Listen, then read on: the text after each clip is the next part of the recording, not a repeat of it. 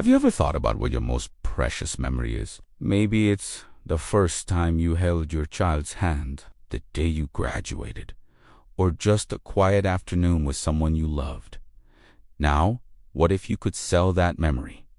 What if you had two? Welcome to the world of the memory market, a future where your past experiences are the most valuable currency. In this society, the rich can buy happiness. Literally, they can purchase the thrill of a first love, the pride of a hard-won victory, or the serenity of a perfect sunset, all without ever having to live it themselves. But for every memory bought, one must be sold. And it's the poor, the desperate, who are forced to part with pieces of themselves just to get by. Our story follows a man named Ilera. He's not a hero, just an ordinary person pushed to the brink. With bills piling up and hunger gnawing at him, he makes a heart-wrenching decision. He decides to sell his happiest memory. It's a simple one, nothing grand, just a single, sun-drenched day on a beach with the woman he loved. The sound of her laughter, the warmth of her hand in his, the feeling that for one perfect moment everything was right with the world. He walks into the sleek, sterile memory bank, and in a flash of light, it's gone. The money he receives feels cold in his hands, a poor substitute for the warmth he just lost. The void it leaves behind is far heavier than his now full wallet. Years pass.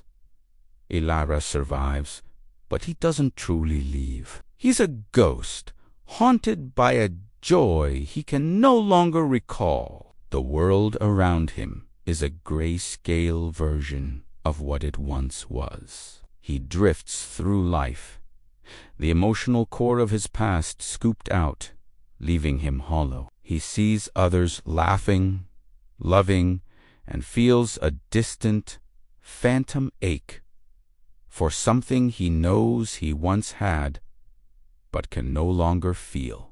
He's forgotten what pure happiness feels like. One day, by a cruel twist of fate, his path crosses with a wealthy recluse, a man who has everything money can buy. Through a series of events, Ilera discovers a shocking truth. This man isn't just living a life of luxury. He's living inside a manufactured reality, a digital paradise built from purchased memories. And at the heart of this paradise is a sun-drenched beach, a laughing woman, and a perfect day. The man has been reliving Ilera's happiest memory on a loop, experiencing the love and joy that Ilera was forced to sell. This encounter shatters what's left of Ilera's world, seeing his most personal, intimate moment being used as someone else's entertainment. A commercial product is a violation deeper than he could have imagined. He confronts the man, demanding his past back. But how do you reclaim something that no longer exists inside you? The memory isn't just a file on a drive. It was a part of his soul. This is where our story truly begins to explore its deepest questions. What is the true meaning of happiness? Is it the experience itself, or the memory of it? Can a purchased memory ever feel as real as one you've earned through living? The wealthy man argues that he appreciates the memory more than Ilera ever could, treating it like a priceless work of art. For him, it's a perfect, untarnished escape. For Ilera, it was real life, with all its imperfections and its fleeting, beautiful reality. Their conflict raises profound dilemmas about our digital world. We already curate our lives on social media, presenting a highlight reel of our happiest moments. We filter our photos, edit our videos, and create a digital version of ourselves. Are we that far away from a world where these curated moments become commodities, where our deepest human experiences are just data points to be bought and sold? The story also delves into the nature of love and loss. Ilera sold the memory of the woman he loved. Does that mean he stopped loving her? He can't remember why he loved her, the specific moments that built their connection, but the feeling of loss, the shape of her absence in his life remains. It suggests that love is more than just a collection of happy memories. It's a bond that transcends data, something that can't be so easily erased or transferred. There's a lot of fights to reclaim his past. He's not just fighting one man. He's fighting a system that devalues human experience. He's fighting to prove that our memories, our identities, are not for sale. They are what make us who we are. His struggle becomes a powerful metaphor for our own lives. In an age of digital distraction and fleeting virtual connections, how do we hold on to what's real?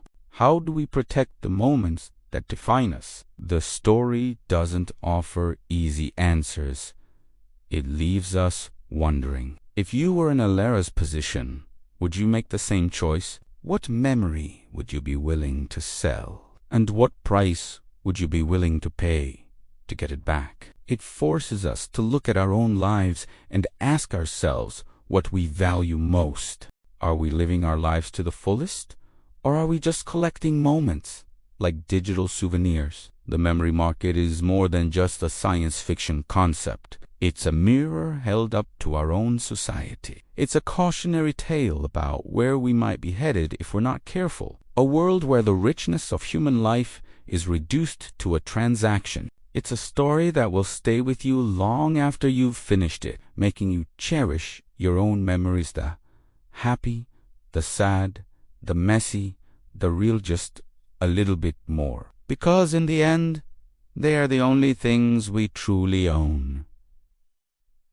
Thanks for watching. If this story sparked your imagination, make sure to hit that like button and subscribe for more deep dives into worlds that challenge our reality. What are your thoughts on a memory market? Let me know in the comments below. See you next time.